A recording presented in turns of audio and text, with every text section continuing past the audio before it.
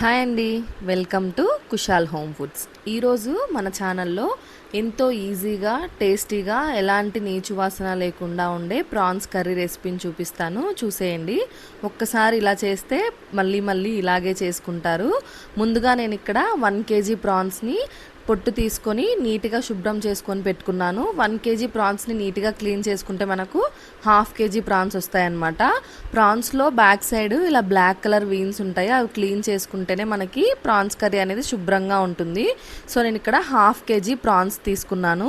ఇప్పుడు ప్రాన్స్ని మనం ఒక కడాయిలో వేసుకొని ఫ్రై చేసుకుందాము. ఇలా ఫ్రై చేసుకోవడం వల్ల మనకి ప్రాన్స్లో ఉన్న నీచు వాసన అంతా పోయి మంచిగా కుక్ అవుతుంది.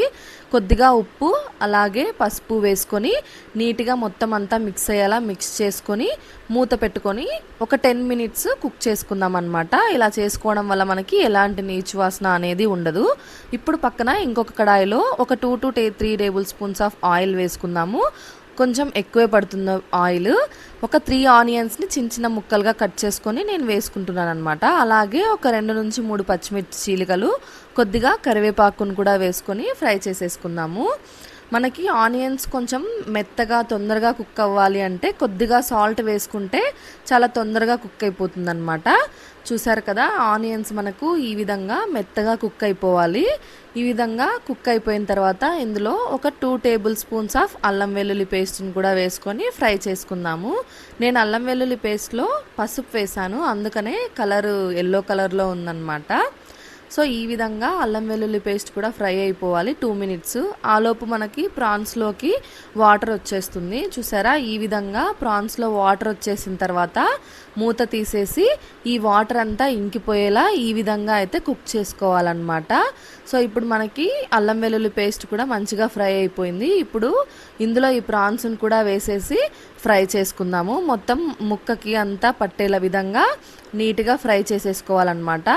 ఈ విధంగా ఫ్రై చేసేసుకున్న తర్వాత ఇప్పుడు మనం ఇందులో 2 tablespoons కానీ 1 tablespoon కానీ కారం బట్టి వేసుకోండి. అలాగే 2 teaspoons ధనియాల పొడి కూడా వేసుకుందాము.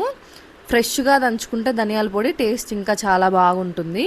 అలాగే ఇందులో కొద్దిగా పసుపు, కొద్దిగా జీలకర్ర పొడి, కొద్దిగా ఉప్పు చూసుకొని వేసుకోండి, ఎందుకంటే మనం ఆల్రెడీ ప్రాన్స్లో వేసుకున్నాం కాబట్టి.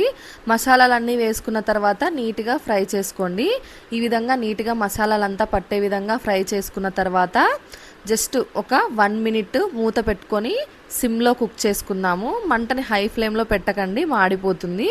చూసారా, ఈ విధంగా ఒక 1 minute కుక్ చేసుకున్న తర్వాత ఒక పెద్ద గ్లాస్తో ఇందులో వాటర్ వేసుకుందాం మనకు గ్రేవీ కోసము. 250 ml వాటర్ అండి ఇది. ఈ విధంగా వాటర్ వేసుకున్న తర్వాత నీట్గా మిక్స్ చేసుకొని మంటని మీడియం ఫ్లేమ్లో పెట్టుకోండి. మీడియం ఫ్లేమ్లో పెట్టుకొని మూత మూసేసి ఒక 5 to 10 minutes దాకా కుక్ అవ్వాలన్నమాట. ఇలా కుక్ అయితే మనకి కర్రీ అంతా దగ్గర పడుతుంది. చూసారా, మూత తీసేసి ఇప్పుడు మంటని హై ఫ్లేమ్లో పెట్టేసుకొని ఇందులో హోమ్మేడ్ గరం మసాలా ఒక 1/2 teaspoon వేసుకోండి. అలాగే కొద్దిగా కొత్తిమీరను కూడా వేసుకోండి. ఒక 2 minutes కుక్ చేసుకోవాలన్నమాట. అంతే, 2 minutes కూడా కుక్ చేసుకున్న తర్వాత సర్వ్ చేసుకోండి. ఎంతో ఈజీగా టేస్టీగా ఉండే ప్రాన్స్ కర్రీ రెడీ అయిపోతుంది. మా ఇంట్లో ఈ ప్రాన్స్ కర్రీ చేస్తే ఖచ్చితంగా కొద్దిగా అన్నం ఎక్కువే వండాలన్నమాట, అంత టేస్టీగా ఉంటుంది.